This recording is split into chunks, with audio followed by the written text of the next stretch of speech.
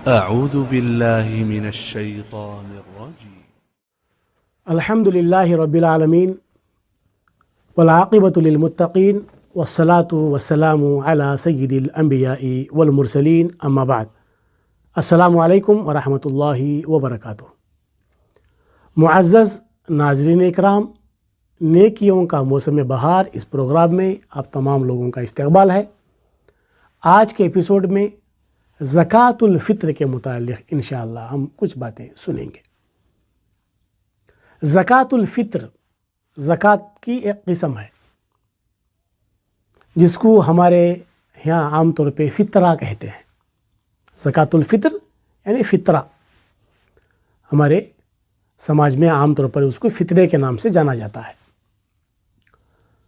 فطرے کے متعلق اللہ کے نبی جناب محمد رسول اللہ صلی اللہ علیہ وسلم کی ایک حدیث ہم سنیں گے کہ فرض رسول اللہ صلی اللہ علیہ وسلم زکوٰۃ الفطر صاعا من تمر او صاعا من شعیر علی العبد والحر والذکر والانثى والصغیر والکبیر من المسلمین وامر بها ان تؤدى قبل خروج الناس الى الصلاة. رواہ البخاری و مسلم. یہ حدیث بخاری اور مسلم دونوں میں ہے. زکوٰۃ الفطر کو، فطرے کو اللہ کے نبی صلی اللہ علیہ وسلم فرض کیے ہیں اور اس کی مقدار ہے کھجور کا 1 سا یا جو کا 1 سا. سا آج کے حساب سے تقریباً 2.5 کلو. اور یہ فطرہ ہر مسلمان کی طرف سے فرض ہے، چاہے وہ غلام ہو، چاہے وہ آزاد ہو، چاہے وہ مرد ہو، چاہے وہ عورت ہو، چاہے وہ بچہ ہو، چاہے وہ جوان ہو، چاہے وہ بوڑھا ہو.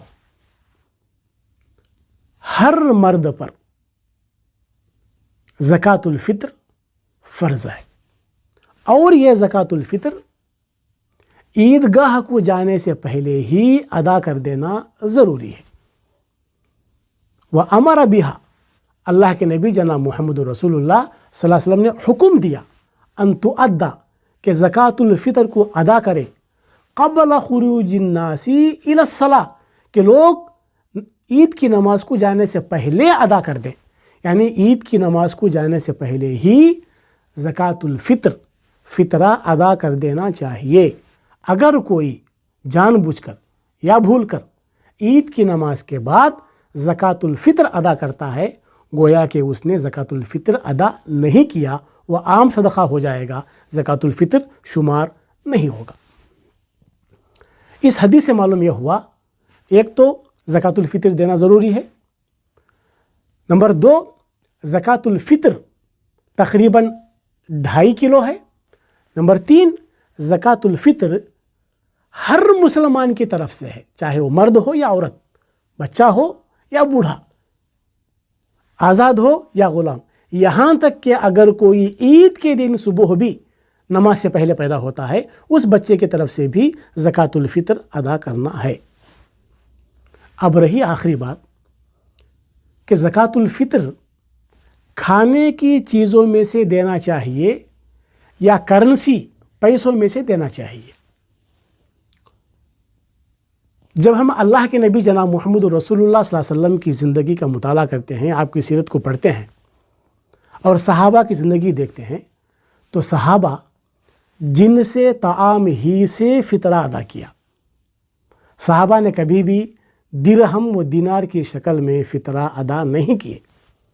جن سے طعام، کھانے کی چیزیں، کھجور ہے، جو ہے، زبیب ہے، گیہوں ہے، اس طرح کھانے کی چیزوں میں ہی سے صحابہ اکرام نے زکوٰۃ الفطر ادا کیا کرتے تھے، اور یہی افضل ہے. تاہم بعض اہل علم نے کرنسی کی صورت میں بھی، یعنی دینار و روپیوں کی شکل میں بھی زکوٰۃ الفطر دینا جائز قرار دیا ہے، لیکن افضل یہی ہے کہ وہ جن سے طعام ہی سے ہو. اب زکوٰۃ الفطر اس کا جو صحیح وقت ہے شوال کا چاند نظر آنے کے بعد واجب ہو جاتا ہے. عید کی نماز کو جانے سے پہلے تک، یعنی زکوٰۃ الفطر کو ادا کرنے کا سب سے افضل وقت اور صحیح وقت وہ شوال کا چاند نظر آنے کے بعد سے شروع ہوتا ہے، اور عید کی نماز کو جانے سے پہلے تک دے دینا چاہیے۔ ہاں، بعض اہل علم نے کہا کہ 1-2 دن پہلے بھی زکوٰۃ الفطر ادا کر سکتے ہیں۔ معزز ناظرین اکرام، زکوٰۃ الفطر کا فائدہ کیا ہے، سبب کیا ہے؟ حدیث میں ہے، ابو داؤد کی حدیث میں ہے کہ فرض رسول اللہ صلی اللہ علیہ وسلم زکوٰۃ الفطر طہرۃ للصائم من اللغو والرفث وطعمۃ للمساکین، یعنی زکوٰۃ الفطر کے 2 اہم اور بڑے فائدے ہیں۔ پہلی چیز، روزے دار اپنے روزے میں کچھ غلطی کر بیٹھتا ہے، روزے دار سے کچھ غلطیاں سرزد ہو جاتی ہیں، اس کی زبان سے ہو یا اس کی حرکتوں سے ہو، اس کی چال سے ہو، لغو باتیں، بیکار باتیں، بے حیائی کی باتیں، فحش کامیں، ایسے کچھ لغزشیں روزے کی حالت میں روزے دار سے ہو جاتی ہیں، تو ان لغزشوں کو، ان غلطیوں کو اللہ تبارک و تعالیٰ اس زکوٰۃ الفطر کے ذریعے ختم کرتا ہے۔ یعنی روزے کی حالت میں ہونے والے جو لغزشیں ہیں ان کے لیے زکوٰۃ الفطر کفارہ ہے۔ اور دوسرا بڑا فائدہ، بھوکوں کے لیے، غریبوں کے لیے، فقراء کے لیے، مساکین کے لیے ایک کھانے کا ایک ذریعہ بن جاتا ہے۔ سامعین اکرام، مزید معلومات کے ساتھ انشاءاللہ کل ملیں گے، جب تک کے لیے اللہ حافظ، والسلام علیکم ورحمۃ اللہ وبرکاتہ۔